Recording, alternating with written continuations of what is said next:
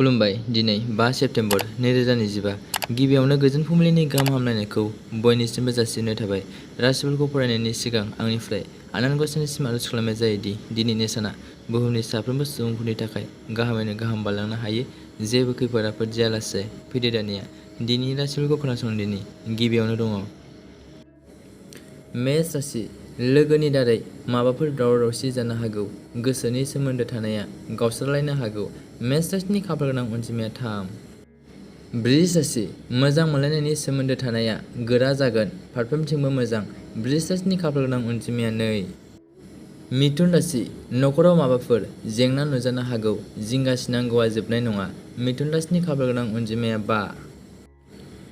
कर्कट राशि। मानिबा जेंनानि थाखाय जिंगासिनांनो हागौ। जेखि जाया गोसोखौ हमथा। कर्कट राशिनि खाफाल गोनां अनजिमाया 8।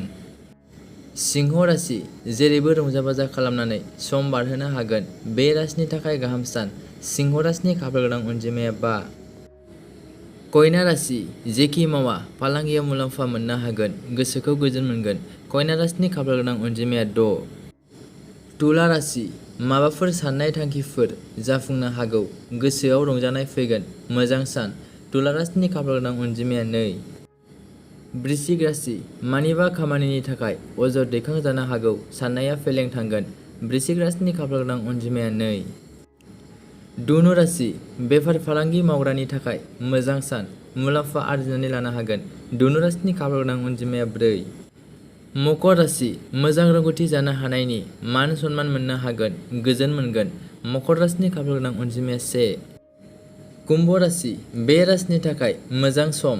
जेखि मावा फालांगियाव मुलाम्फा मोननो हागोन। कुम्भ राशिनि खाफाल गोनां अनजिमाया 4। मीन राशि। महर मुस्रि मोजांनि थाखाय बयजोंबो बाख्नायजानो मोनगोन। गोजोन मोनगोन। मीन राशिनि खाफाल गोनां अनजिमाया 5। दिनैनि राशि फरायनाया एसेनोसै। गोजोन्थों।